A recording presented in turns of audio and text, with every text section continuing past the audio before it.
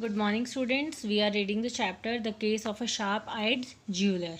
So, it's a long story, and we have studied it up to page number 52, last paragraph. So, in that paragraph, you can see in the picture also that lady who was standing outside of the Rayner's shop. She came inside and she asked this William Morris to mend her brooch, but he said he refused that Rainers don't do repairs. So as if by accident, what she did, she threw this paper to William Morris side of the counter. And then let's read the story. So he picked up the paper and I put the brooch back into its paper wrapping, and handed it to her. She put it into her handbag, using her right hand to do so, and then turned to leave the shop. So at that time only, what he did, quickly, he wrapped that brooch and handed it to her, and she turned to leave the shop. Then William Morris said, "One moment, madam," I said. Then he asked her, "One moment." He asked her to stop. She heard me, but she pretended that hadn't. She walked on towards the door. "Pardon me," I said, "but if you don't stop, I shall press the alarm and the door will be locked." Then William Morris said that William Morris, he observed that she had him, but she didn't stop. She went on.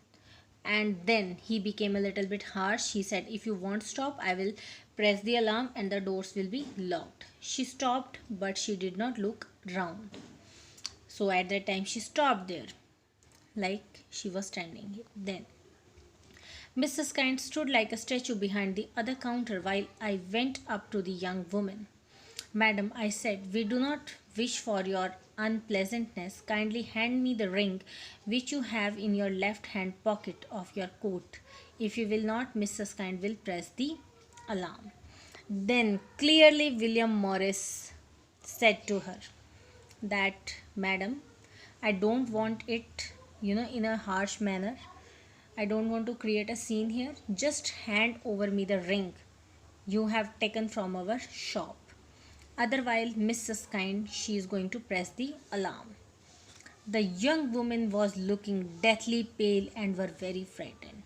So that young woman, she was, pale. Her skin color changed to pale white, and she was frightened. She was afraid. I felt sorry for her. So William Morris said, I was feeling bad for her. Without saying a word, she felt in her pocket and gave me the ring. She ran out of the shop as if the place was on fire. So she she didn't say anything. She just took her hand in her pocket and took out the ring and gave that to William Morris, and then she ran out of the shop like it was on fire. It was then Mr. Rayner came out of his office with the American, whose face was one big grin of satisfaction. At that time, Mr. Rayner, he also came out of his office with that American. And American's face was, quite satisfactory, that he has a satisfaction. Mr. Rayner was not smiling at all. He was as white as a sheet because he has lost a expensive ring, obviously. His voice was shaking as he said, "I am so sorry, sir." So, in a trembling voice, he said, "I am so sorry, sir. I hope that you will understand and excuse me. I beg your pardon, indeed I do." Then again he apologized from that American. It was then that I opened my hand and showed the ring. Then at that time only, I showed the ring to Mr. Rayner. It is a pity that you were not there to see Mr. Rayner's face. What a mixture of astonishment, joy, and thankfulness. He was so happy at that time. And not only happy, he was thankful. He was, astonished. He was surprised and he was happy also. As for that American, he was out of the shop that instant like a shot from a gun. So that American also, he ran away from the shop at that time only. How did you find it?" gasped Mr. Ranner, falling into a chair. So, how you got the ring? He was surprised as he asked the assistant. Well, I began. So, William Morris said, I started him telling what happened. From the first, that fellow seemed a strange customer for us. That type of American does not come to us as a rule. They want something more modern and showy than what we sell.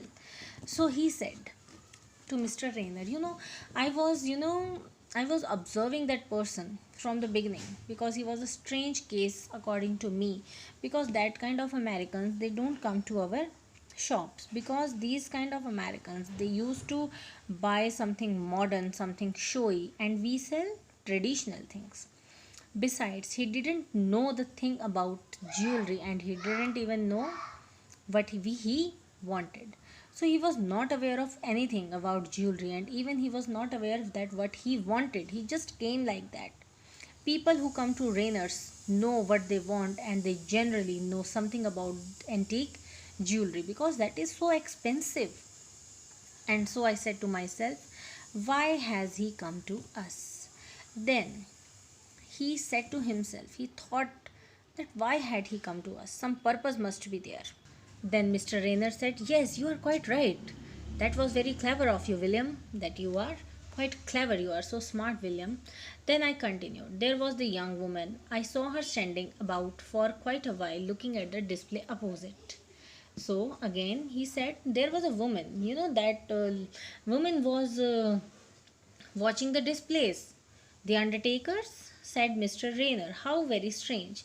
So the undertakers means those displays that urns who used to store ashes of the dead ones. She was looking at that. That is very strange. That is what I thought. So that same thing I thought of that woman. That it's quite strange. And why was she waiting about all the time if she intend to come in? And then William Morris said, I was thinking that if she wanted to come in, then why she was waiting outside? Then, why did she bring us a cheap brooch to repair? Everyone knows that Rayners has nothing to do with cheap trinkets and never does cheap repairs.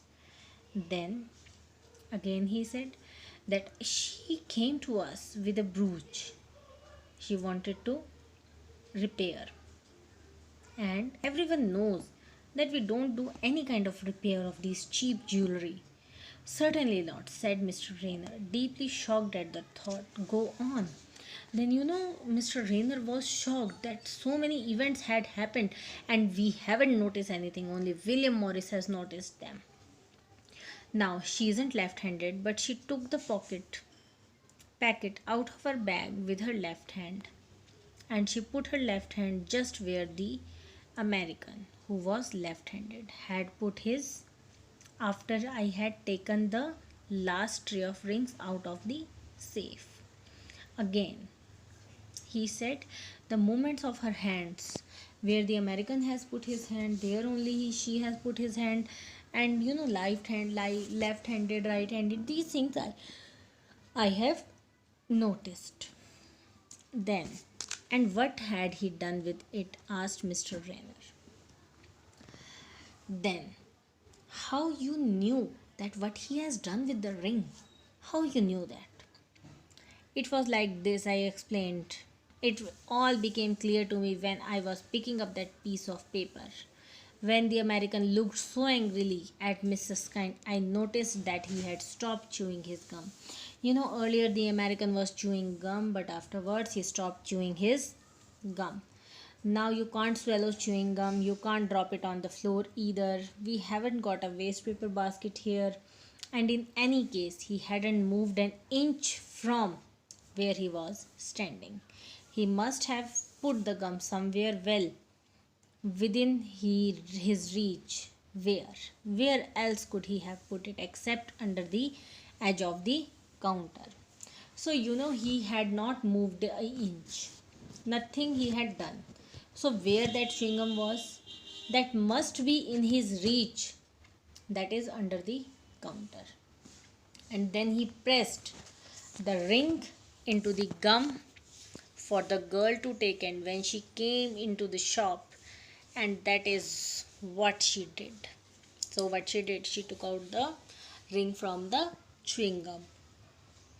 As the girl turned to go out, I found the gum just where I had accepted expected it to be. Here it is. Look, you can see the mark that ring has made in it.